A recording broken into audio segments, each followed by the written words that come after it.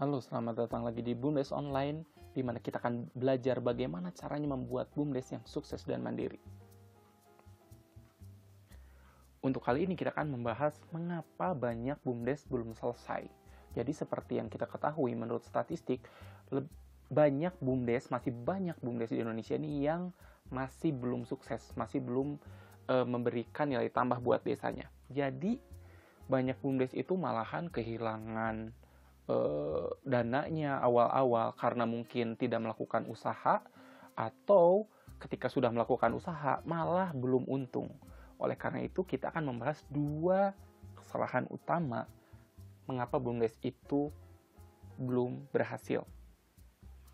Yang pertama adalah, dan ini tentunya salah satu yang paling sering kejadian di BUMDes di Indonesia. Kebanyakan banyak BUMDes itu hanya melihat, wah kita punya produk A nih, ya udah kita jual itu aja. Potensi di desa kita produk, misalnya produk ubi, ya udah kita bikin ubi aja deh kalau kayak gitu. Mereka lupa atau tidak terlalu mempertimbangkan marketnya itu ada atau tidak, atau pasarnya itu ada atau tidak, atau bisa dijual nggak sih produk itu. Karena itu yang pertama adalah kesalahan pertama adalah tidak adanya keselarasan atau tidak nyambung antara produk yang mereka pilih dengan pasarnya.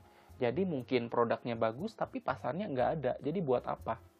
Oleh karena itu, dua hal ini harus didiskusikan secara serius di awal. Jangan sampai setelah kita sudah memproduksi banyak, ternyata nggak laku karena ternyata pasarnya nggak ada. Terkadang kita memang suka berasumsi, keripik singkong desa kita nih enak nih, setelah dijual ternyata menurut konsumen ternyata nggak segitunya. Contohnya nih, di contoh ini bapak-bapak ini kenapa marah? Karena dia ditawarin cukur rambut. Seperti yang kita lihat gambarnya, bapaknya nggak ada rambutnya ya. Berarti sejago apapun kalian bisa nyukur rambut, si bapak ini tetap nggak akan beli produk kalian. Jangan sampai kayak gitu. Itulah pentingnya mengapa produk dan market itu harus nyambung. Itu adalah kesalahan pertama. Kesalahan kedua adalah karena SDM baru. Ini maksudnya adalah, jadi banyak sekali ketika BUMDes dibangun, banyak orang yang berkecimpungnya tentunya belum pernah megang BUMDes sebelumnya. Jadi suka nggak tahu apa yang harus dilakukan pertama misalnya. Dasar ilmu yang diperlukan itu belum kuat untuk menjalankan si organisasi ini.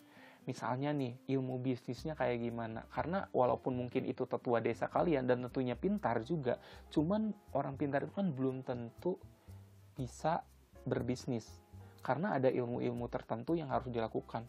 Atau pengelolaan SDM-nya kayak gimana sih, sumber daya manusianya. Kita ngerekrut anggota BUMDes itu apakah harus saudara kita, apakah harus orang desa yang tinggal di situ, jadi bingung bagaimana masalah SDM. Belum lagi masalah keuangan. Ini cara ngatur keuangan yang benar itu kayak gimana sih? Apakah kita harus habisin semua uangnya di awal? Apakah kita gajinya kayak gimana sih harusnya yang etis, tapi tidak merugikan, tetapi memotivasi karyawan juga. Lalu marketing itu harus kayak gimana? Apakah kita membeli tempat di kota untuk menjual produk? Apakah kita jualannya di website? Dan banyak hal-hal lain yang harus dipikirkan. Oleh karena itulah kesiapan SDM itu harus ditata dulu. Dan ini adalah salah satu tujuan dari channel ini. Lalu harus kayak gimana dong berarti kita supaya dapat minimal mengurangi tingkat kerugiannya?